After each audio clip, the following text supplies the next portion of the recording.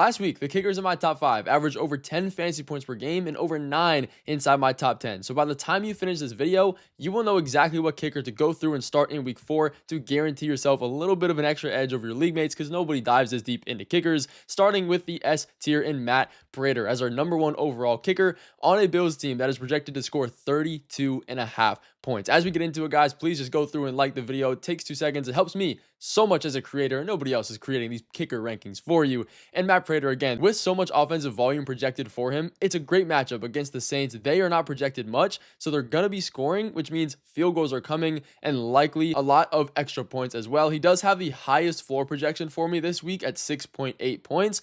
The only downside here is if he doesn't kick any field goals and they're all extra points. That would lower his projection floor, but I think his ceiling is over 10 fantasy points this week. Jacob Bates is my number 2 kicker this week. He gets a matchup against the Cleveland Browns. Again, the Lions are projected to be one of the highest scoring teams, even if it is against a really tough Cleveland Browns defense. Jake Bates should be able to get a lot of field goals, considering that the fact the Browns defense inside the red zone is one of the best as well in the NFL with a great pressure rate. So that could lead to more field goals instead of extra points. But again, you want to be chasing the matchups where teams can score a lot, but also not score as much touchdowns so they can get those field goals. Will Lutz is also another one of these from pure volume. He has been pretty good so far this year, but ranks way higher in the rankings because of the matchup against the Cincinnati Bengals. We just saw what Will Reichert did last week. He was our must start because of that. I think Will Lutz can continue it. The Broncos are projected to score one of the most, or top 5 in scoring projections this week. And we follow that with Brandon McManus against the Dallas Cowboys. Now this game,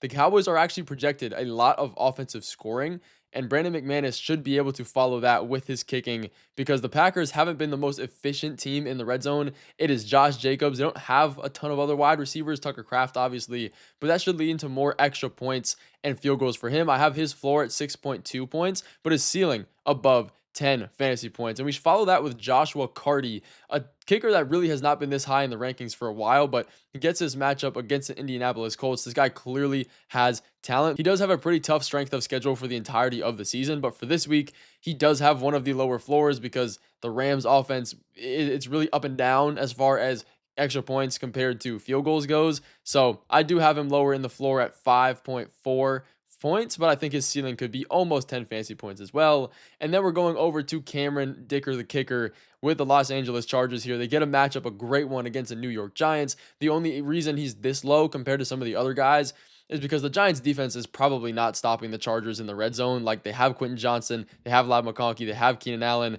and also they have the running back in Omarion Hampton, and a great MVP quarterback playing right now, at least in Justin Herbert. So if all of their scoring comes from touchdowns, it could be a little bit worrisome, but the Giants defense is not very good. I do have his floor very high and his ceiling very high as well. And then we have Santos here for the Bears. The reason he is this high is because Caleb Williams is just looking like an amazing quarterback as far as scoring goes.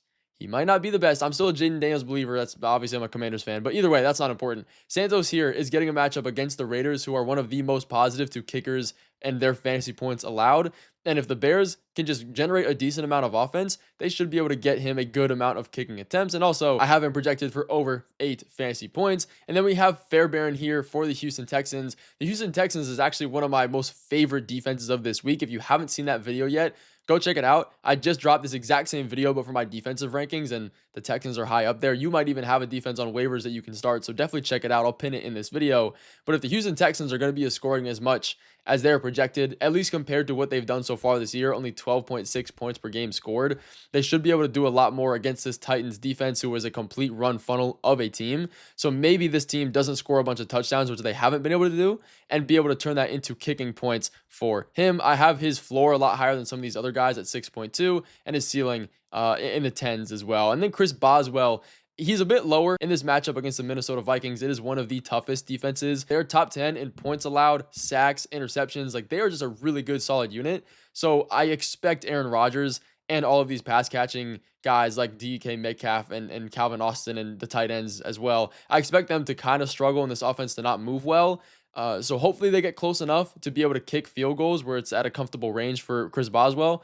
But the Vikings defense is not to play with. So because of that and the offense I expect to struggle, I have him a bit lower than consensus down here at 5-point floor, but also just at 10 for his ceiling. And next up, we have Spencer Strader getting a pretty negative matchup here against the Los Angeles Rams. It is definitely worrisome. The Rams defense is one of the best. I do expect Daniel Jones and the Colts offense to move enough to be fantasy viable. He is one of the best kickers right now because their offense is scoring so much. But if they do have a bit of a lower game because of that, he's going to be a lot lower. I have him around 5.5 fantasy points as a floor, but he has a pretty high upside because of what he's been able to do.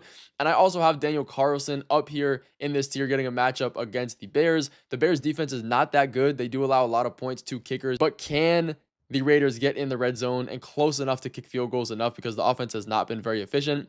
I think this is more of a Ashton Jeanty can kind of break out game, which means that hopefully they should get in the red zone as well. So I do like him right after Spencer Strader here as well with his upside. Then we have Tyler Loop. He should be a lot higher, except we get this matchup against the Kansas City Chiefs, which is a negative one. This game, I fully expect to be a lower pace of play and more running and not as much passing volume. Because of that, less offense equals less opportunity for kickers to get in their red zone. And the Chiefs defense is just really good.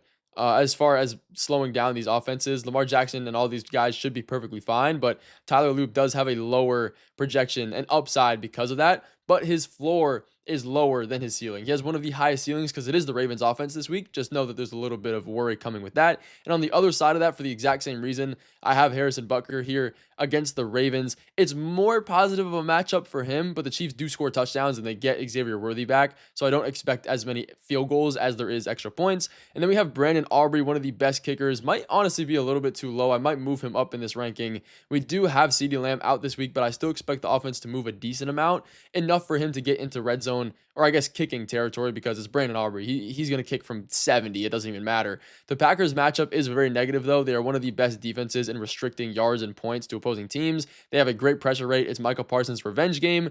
I have their ceiling as one of the highest for Brandon Aubrey here at 11 fantasy points, but his floor is also a little bit dangerously low. And then we have Jake Elliott here for the Philadelphia Eagles. They're not going to score a million points. They're going to have a really low pace of play, but the Tampa Bay Buccaneers, their defense is a little bit washy. Eagles could really just take control of this game script and not have to generate a ton of offense. And obviously you have the tush push on fourth down, so there's that much less upside for Jake Elliott when you're not kicking field goals. So that ranks him down a lot lower. And then we have Eddie Pinheiro for the San Francisco 49ers, who honestly I might put over Jake Elliott in this ranking because he gets a matchup against the Jaguars. There's so many ways this game could go.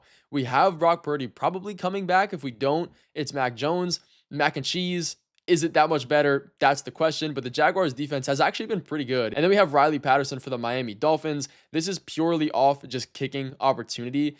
I don't think the Dolphins are going to score a lot of points here against the Jets. Both of these two teams have one of the lower implied team totals of the week. So you're relying all on those field goals, which is why he has one of the lowest projected floors for me this week. But the upside technically is there. Then we follow that with Cam Little, Matt Gay, and Will Reichard. All of them have decent matchups, but again, the offense is a little bit washy. But that is going to finish out this video. Thank you guys so much. Good luck in week 4 of fantasy football, and I'll catch you right back here for week 5. All the advice there. Thank you guys so much for watching this one. All glory to the man above.